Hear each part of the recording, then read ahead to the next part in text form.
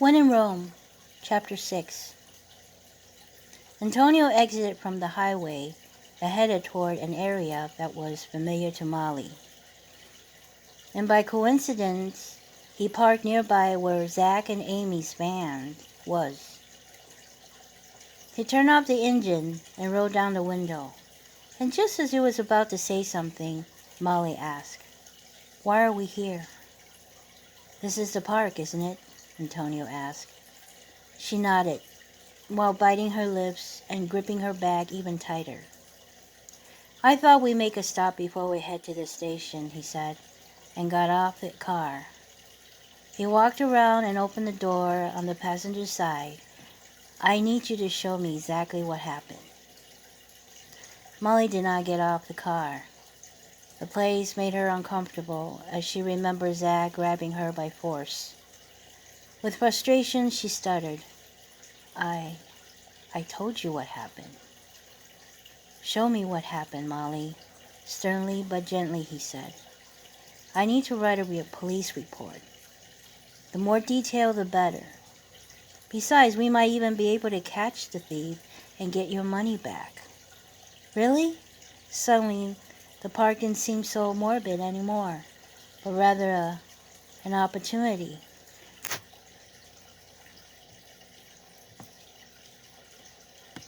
Molly proceeded to tell Antonio about Zach, and when she got to the part about Amy, he interjected. "She must have walked to a store, otherwise she would have left the bag in the van before she approached you both." Antonio looked up and around. "There are several security cameras here. I'll have to contact the park district. But in the meantime, let's walk to the main street and check out the nearest food store." After a few hundred yards, once again Molly was feeling reluctant. It turned out that nearest store happened to be the place where she got caught. She looked to Antonio, wondering if he already knew. But his face was blank. He opened the door and gestured Molly to step in. But as he was right behind her, he said, "It'll be all right."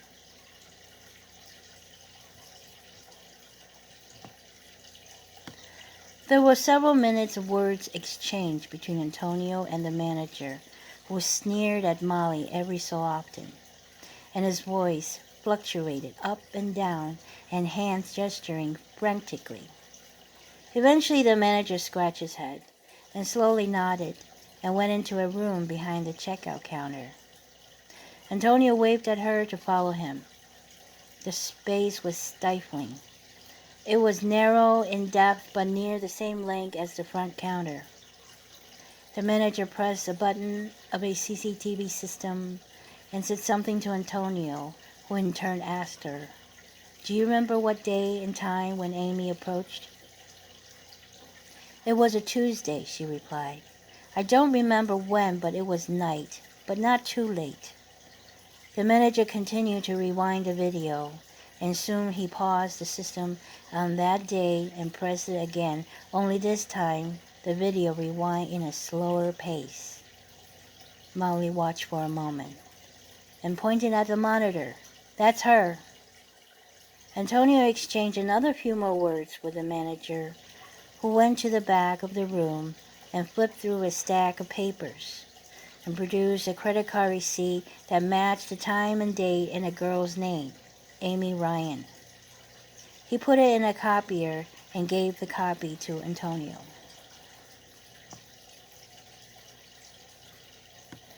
As he thanked the manager, who still seemed to be in a foul mood, Antonio produced a sheet of paper from his pants pocket. He showed it to the manager, who read it and shook his head. But then the officer said something to him and patted him on the shoulder. The manager signed the paper. As they got back to his car, Antonio said, "You're free." The manager dropped the charge. Molly let out a deep breath.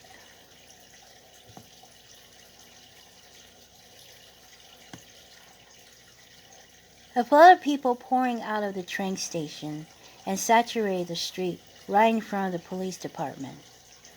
It was a few minutes that they had to wait before a small gap appeared, allowing the Fiat turn to an alley and park behind the building.